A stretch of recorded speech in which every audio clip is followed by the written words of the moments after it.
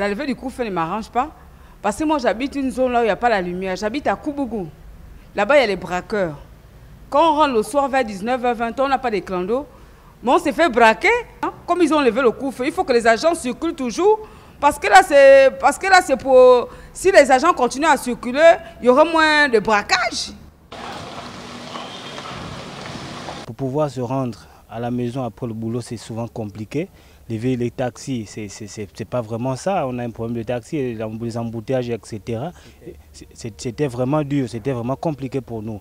Parce que, vous voyez, le lever du couvre-feu vraiment fait en sorte qu'aujourd'hui, on peut maintenant aller à la maison tranquillement, plus besoin de se précipiter pour arriver à la maison. La première journée d'hier, en rentrant à la maison, au bar à côté, en bordure de route, donc je me suis d'abord arrêté pour prendre un jus avant de rentrer à la maison parce que je n'ai plus le stress de rentrer plus tôt. Donc vraiment, le lever du couvre-feu, vraiment ça, c'est une bonne initiative. Je n'ai pas envie de me dire que je vais fermer parce que j'ai beaucoup de mes collègues qui ont dans le domaine qui ont vendu leur fonds de commerce. Mais moi, j'ai continué à me dire, ça va aller, je persévérais. Quelquefois, je m'endettais pour pouvoir voilà, trouver une solution pour mon personnel et mon loyer. Mais ce n'était pas l'idéal. Et ce n'est pas l'idéal d'ailleurs pour un opérateur économique. Mais le couvre-feu était là. C'est pas possible. C'était vraiment...